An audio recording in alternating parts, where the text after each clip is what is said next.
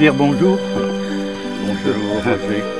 Nous avons en commun des gens qui ont un certain nombre d'années, déjà d'une part, un certain nombre de souvenirs d'autre part, mais alors des souvenirs d'enfance, tu dois en avoir une certaine quantité, étant donné que tu es un enfant du pays, et que cet enfant du pays est toujours dans le pays depuis toujours. À la ferme de la Guignardet, qu'habitaient mes parents autrefois, et c'est de là que je suis parti à l'école pour la première fois de ma vie.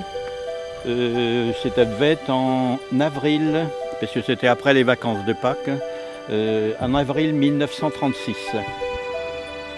Alors c'était à l'école, elle n'avait pas de nom à l'époque, on ne connaissait pas son nom tout au moins, nous, et c'était l'école Saint-Michel d'aujourd'hui.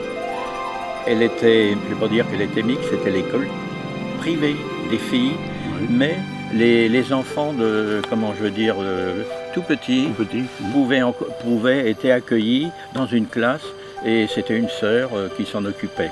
Voilà, c'est comme ça que je suis arrivé là-bas.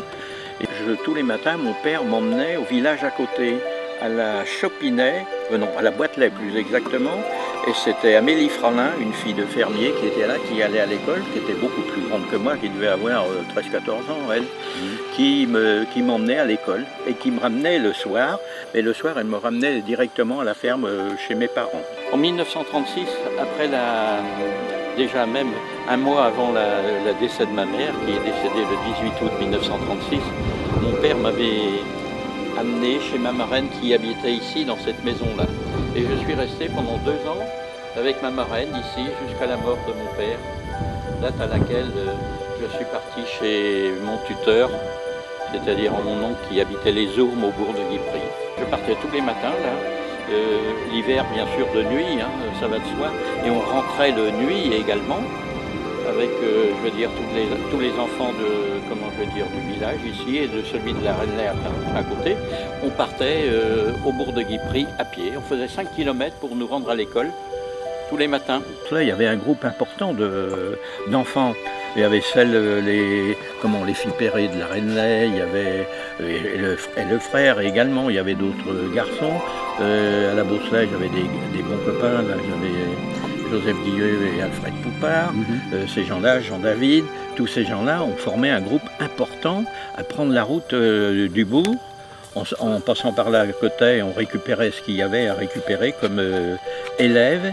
Et quand on arrivait, nous, à Trapusset, au pont de Trapusset plus exactement, avant d'arriver, eh bien on trouvait les groupes qui venaient de Malon, de Baron, parce qu'il y avait à Baron, il y avait une ferme, et il y avait le moulin et puis la petite fermette à côté. Je veux dire, il y avait au moins 4 enfants, 3 ou 4 enfants. On commençait à faire des bêtises, quoi. Non, mais c'est ça, ça faisait déjà un gros groupe, quoi. Ouais. Alors ça commençait à chahuter. Il faut dire qu'on avait des filles qui étaient des maîtresses femmes déjà, je pense à Amélie Fralin, là, à d'autres, elles mettaient de l'ordre. Hein. Comme il n'y avait pas de garçon, à part Louis Normand, mais il n'était pas capable de dire grand-chose, il ne disait rien du tout. Donc on arrivait au bourg de Guipry, comme ça, on rejoignait l'école. Voilà. Et la route qui emmenait de la Beausoleil à Guipry, à l'époque, elle était comment? Parce que c'était un chemin de terre, c'était pas la route goudronnée d'aujourd'hui. C'était une route empierrée. Empierrée. C'est pour ça que le long de cette route, au printemps, l'été, même tout le temps, toute l'année, il y avait des cantonniers qu'on appelle. Il y avait le cantonnier qui était affecté à la route, qui entretenait la route. Hein. Ouais. Et avec les cailloux qui avaient été apportés par les agriculteurs, les propriétaires de terre, parce que je dis agriculteurs parce que ceux-là avaient un moyen de transport. Au lieu de payer des impôts, eh bien ils étaient chargés à la place de, comme on dit, de payer, c'était les prestations, hein, ils devaient ça, ils étaient obligés de faire le charroi de pierre pendant une journée ou deux, par exemple, et alors ils les déposaient tout le long de la route de façon que l'agent qui s'occupait de l'entretien de la route, c'est-à-dire le cantonnier, pouvait trouver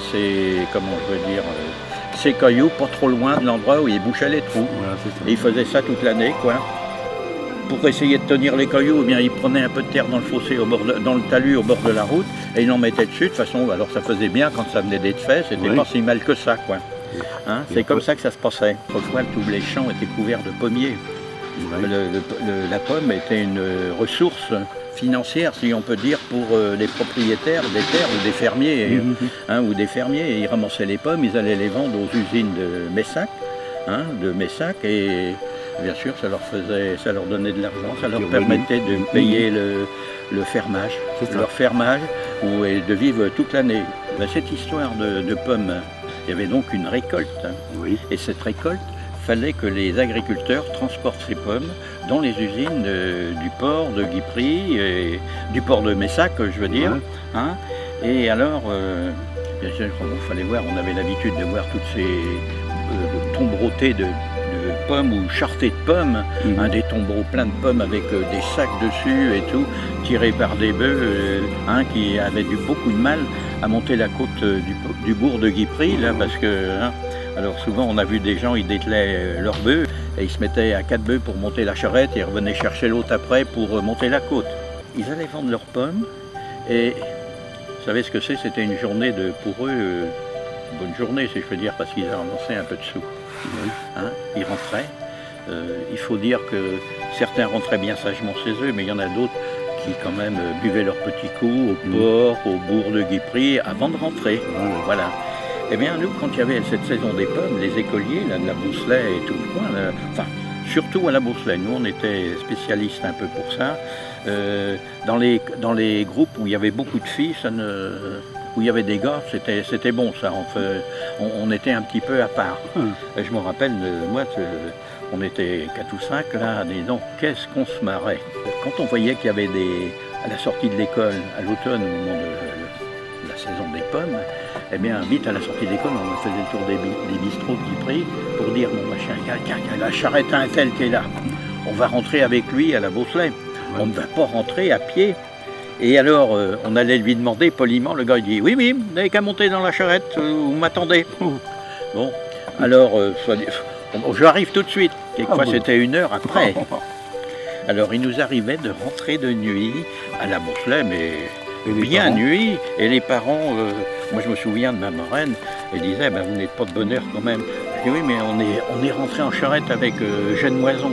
Ah bon? Avec Jeanne Moison, oh là là. Alors ça c'était insolite. Je voyais la côte du Grand Domaine, on disait le Grande Magne à ce moment-là, celle la côte qui arrivait à la Cotelle. Il nous racontait des histoires pendables, il nous filait la trouille, c'est incroyable. Et d'un seul coup, il était là avec... assis sur le devant de sa charrette avec les bœufs qui piquaient, quoi. Et il disait, une fois, je me rappelle, il y avait un cierge qui suivait ma charrette. Oh là là, un grand cierge, il suivait depuis la Cricotte, là-bas, il suivait, et en arrivant à la route de la Mordantais, il a pris la route de la Mordantais, puis je l'ai vu descendre dans la cheminée du père, je ne me rappelle plus, du père machin. Et il dit, oui. Et le lendemain matin, le bonhomme était mort. Oh non. Oh là, la trouille. Oh.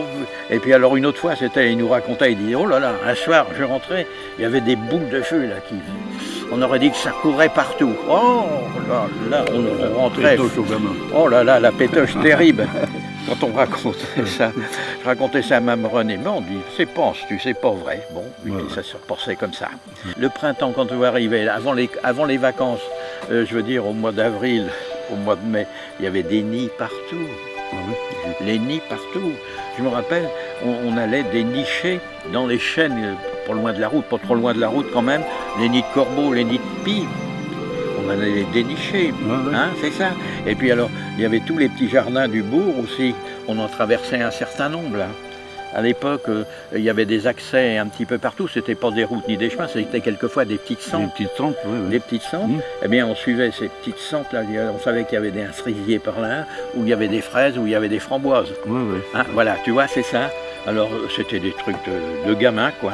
Et on rentrait quand même tranquillement après.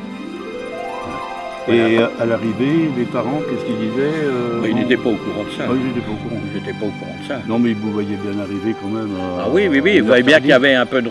vous avez museux, qui disait. Les museux. Oui, vous avez museux.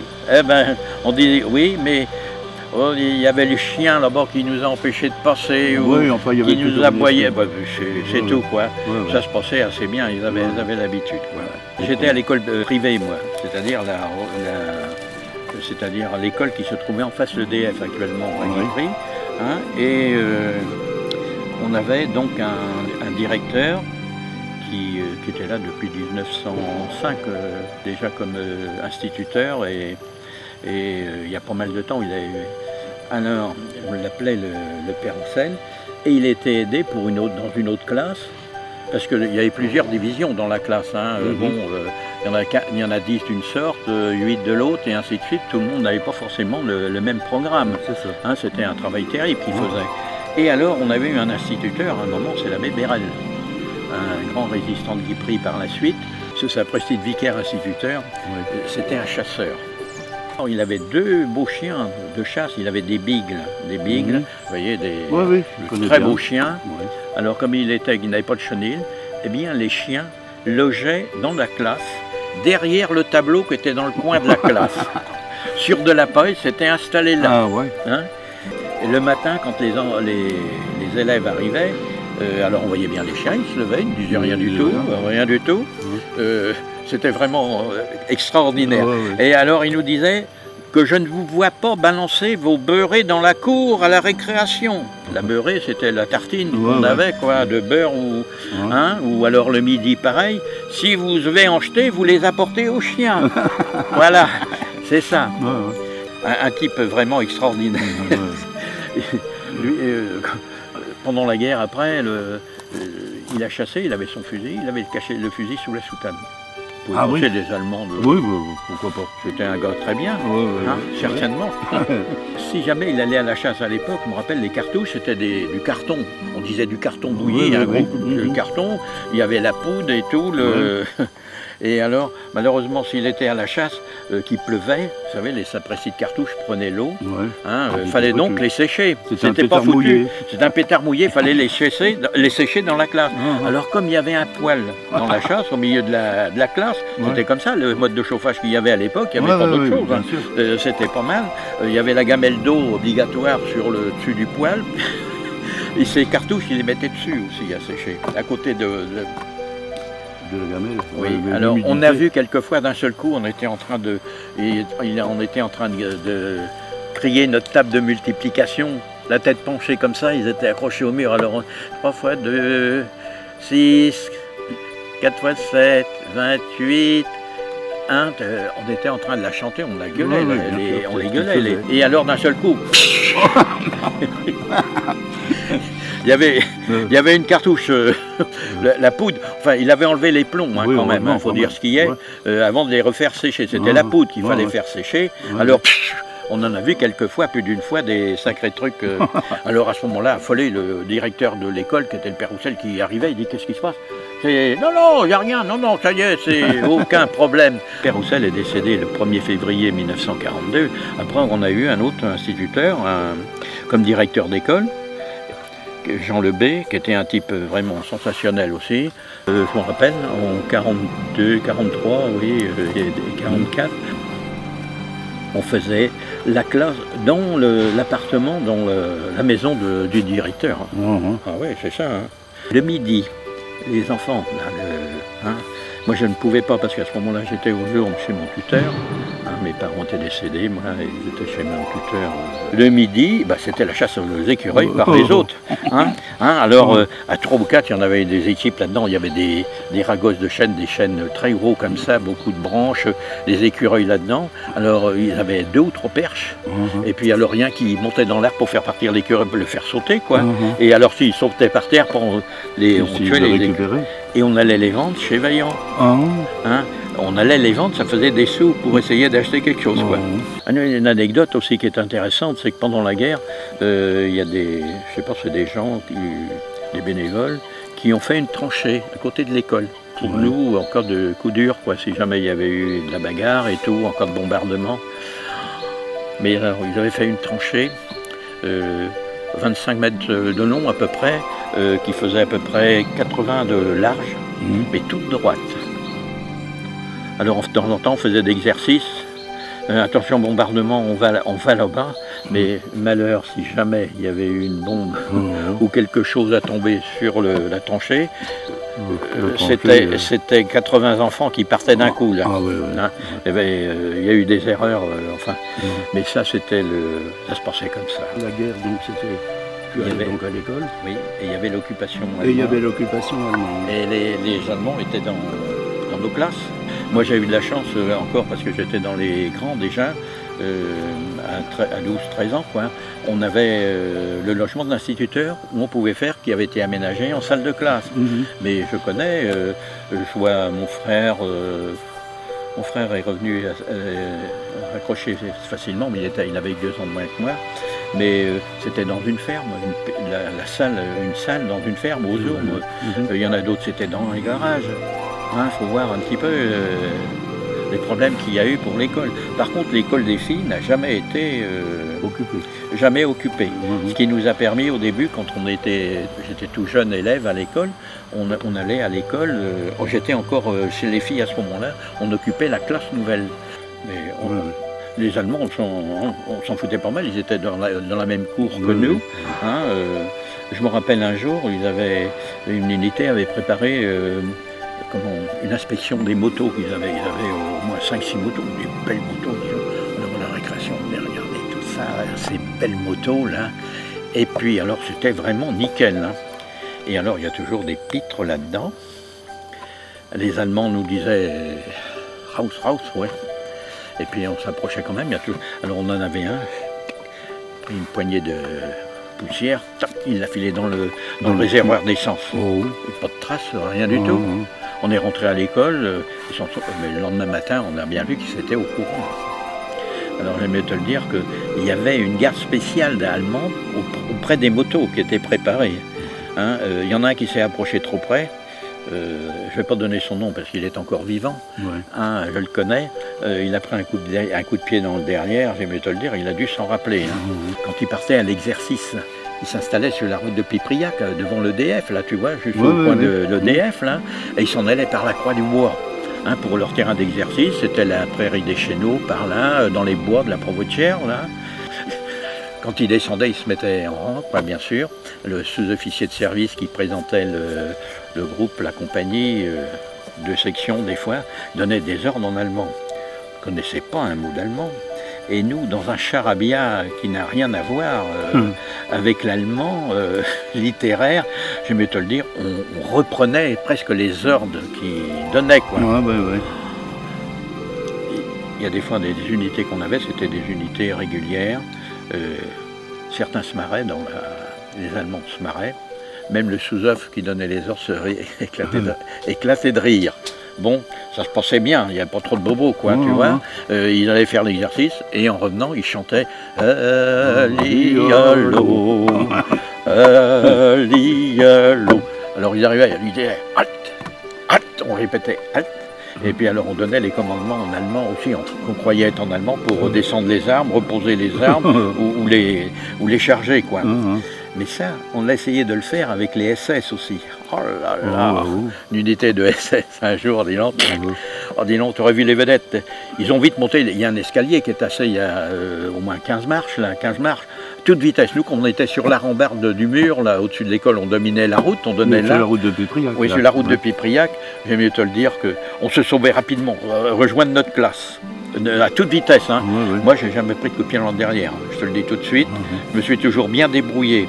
Mais l'instituteur était convoqué, quand on venait de rentrer, l'instituteur était convoqué à l'officier qui était là en disant « Monsieur, alors il dit « Oui, c'est ça, ils seront punis, oui, je vais les punir. » Vous voyez, jamais rien du tout.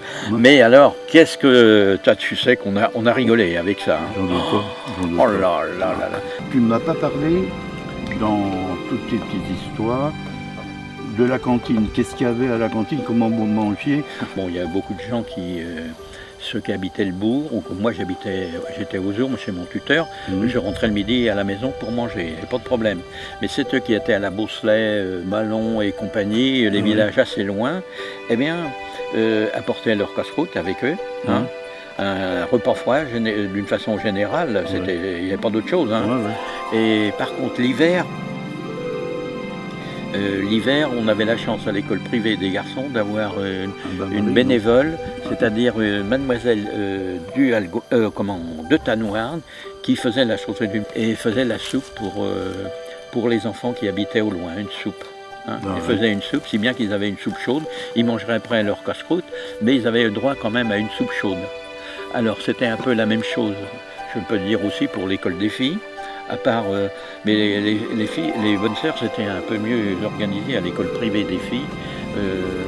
Il y a ceux qui voulaient, si les parents voulaient payer quelque chose et voulaient bien le faire à manger pour les enfants, ils arrivaient à le faire à manger pour peut-être une dizaine de filles en plus, ceux qui avaient un peu plus de moyens que d'autres, parce que malheureusement ceux qui n'avaient rien, ils se contentaient de la soupe chaude et puis de manger leur beurré, comme dit l'autre, avec un bout de chocolat quand il y en avait, quoi, ou un morceau de sucre, c'est pareil aussi quand il y en avait. Il y avait le problème à l'école, c'était pour les leçons, par exemple. Le gros problème, je trouve, quand on y pense, on voit ça comme ça, quand on habitait loin, que ceux qui habitaient par ici, et bon, ils partaient. L'hiver,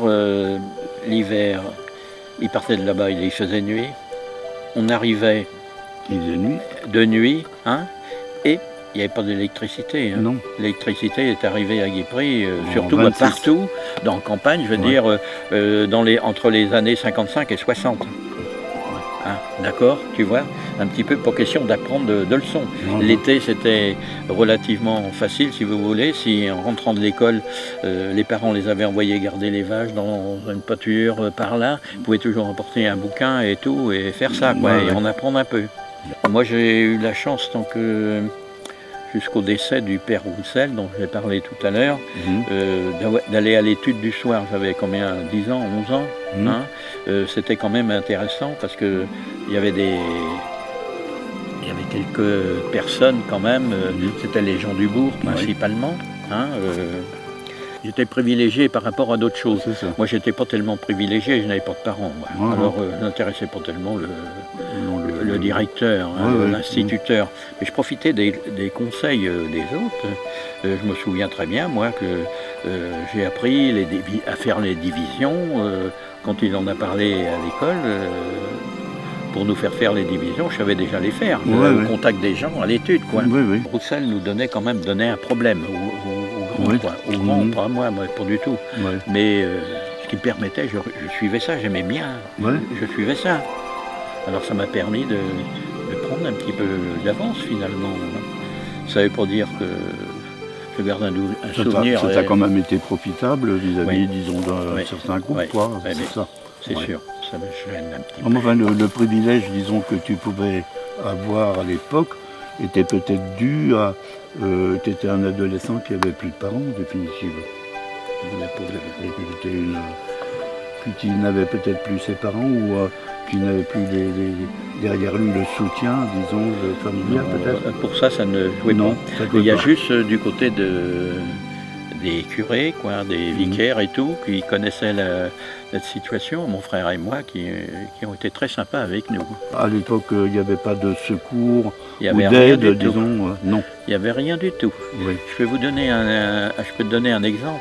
Il y a eu une année au début de la guerre, c'est-à-dire 40 ou 41, le maire de Guipry, c'était un militaire, M. Robert, un ancien militaire, un colonel. Il y a eu le secours national. Tu sais qu'on a eu dans les écoles, tous les enfants, on nous a donné des espèces de timbres. Il fallait les proposer aux gens et ramasser le maximum d'argent pour le rapporter à l'école. C'était redonné à la mairie après, redistribué, soi-disant.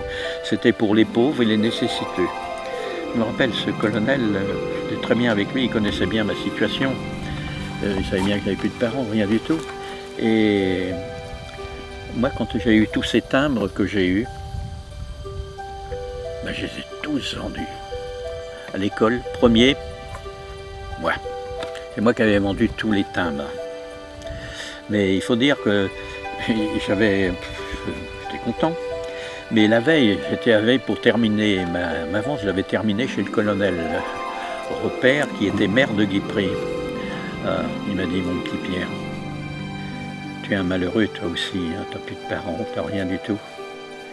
C'est bien, tu as vendu beaucoup de tables. J'ai tout vendu, monsieur Robert, je vous vends les derniers. Ah ben il dit, c'est bien. Mais tu sais, tout cet argent-là, où va-t-il aller? Je crois que c'est toi qu'on a le plus besoin. Et on ne t'en donnera pas. Non, ouais. Ah oui, oui. Ça, j'ai pas oublié ça. Hein. Ah oui, oui, non mais c'est sûr. Ah oui, ah oui. C'est un souvenir un souvenir très personnel, mais qui accroche. Qui accroche, qui accroche. Et effectivement, mon tuteur n'a pas eu d'allocation spéciale pour nous. Hein, pas du tout, tu vois. Voilà, c'est des histoires. Ben oui, c'est vrai. C'est comme ça, c'est la vie, quoi. Avec toutes ces petites anecdotes, disons, des fois très dures. D'autres très guillerettes. On va arrêter là notre petite conversation. Bon, bah, écoute, merci Pierre, bonne continuation. Bon, merci. Voilà, merci. Très bien.